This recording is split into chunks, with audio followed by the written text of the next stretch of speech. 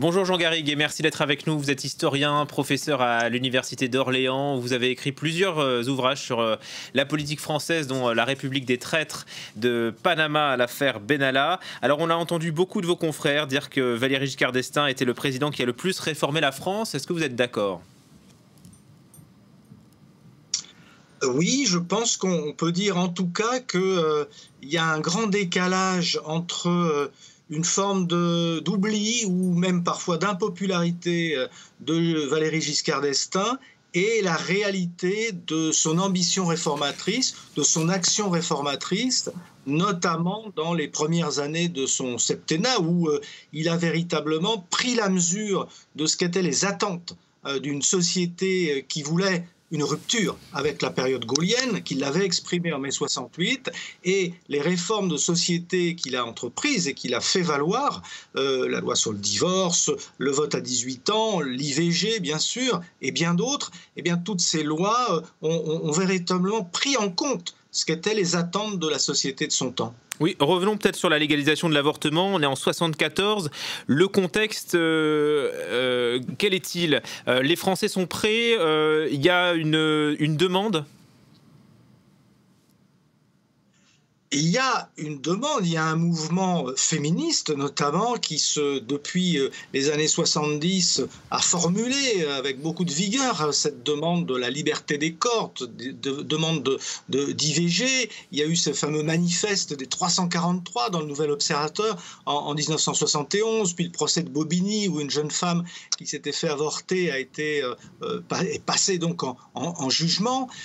Mais Giscard a eu cette force, cette intelligence de comprendre contre son propre camp politique, parce qu'il était minoritaire dans la droite française, d'être favorable à l'avortement. Il a eu le courage de demander à la ministre de la Santé, à Simone Veil, de soutenir ce projet, de l'expliquer en juriste, et très habilement, comme l'a fait Simone Veil, de pousser ce projet.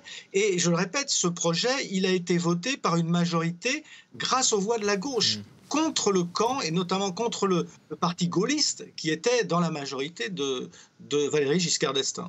Un mot de l'international, Jean Garrigue. C'était un président attaché à l'Europe, mais aussi à l'Afrique. Il fera d'ailleurs beaucoup d'allers-retours à Bangui. La Centrafrique de Bokassa, qui deviendra ensuite l'empereur Bokassa.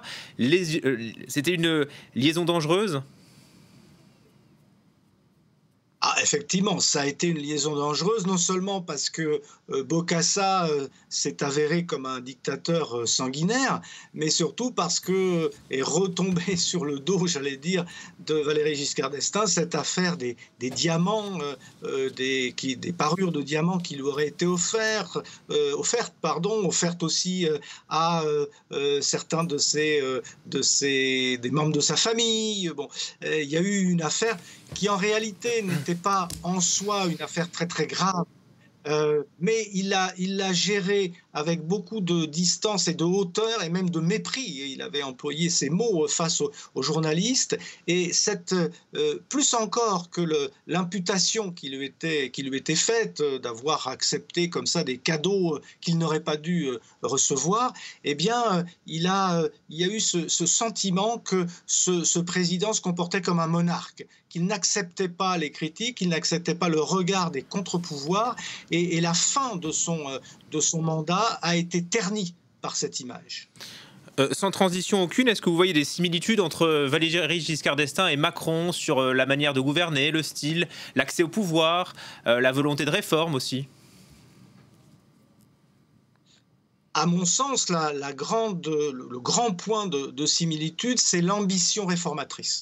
Je veux dire que je ne parle pas des résultats, et il est trop tôt pour juger ceux d'Emmanuel Macron, mais cette prise de conscience, par l'un comme par l'autre, à un moment donné de l'histoire de la société française, qu'un cycle se referme et qu'il faut partir sur un nouveau monde, pour reprendre l'expression d'Emmanuel Macron. Ça, c'est quelque chose que vous trouvez dans l'ambition giscardienne comme dans l'ambition d'Emmanuel Macron, qui avait appelé son programme Révolution. Giscard, lui, voulait faire une nouvelle démocratie française. C'était le titre de l'ouvrage qu'il avait publié en 1976, qui a eu d'ailleurs beaucoup de succès. Il y avait une forme d'ambition réformatrice chez l'un comme chez l'autre qu'on n'a pas trouvé chez d'autres présidents, y compris chez François Mitterrand, qui a pourtant incarné l'alternance, qui a incarné une très grande espérance de changement, mais qui ne faisait qu'être le porte-parole de tout un courant qui l'avait précédé. Non, chez Giscard et chez Macron, il y a cette idée d'une transformation radicale de la société française, en tout cas d'une transformation qui colle à la nouvelle donne du monde, à la nouvelle donne qui pèse sur la société française. Et ça, c'est quelque chose qui les rapproche.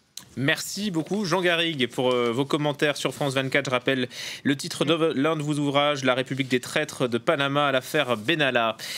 Dans l'actualité également,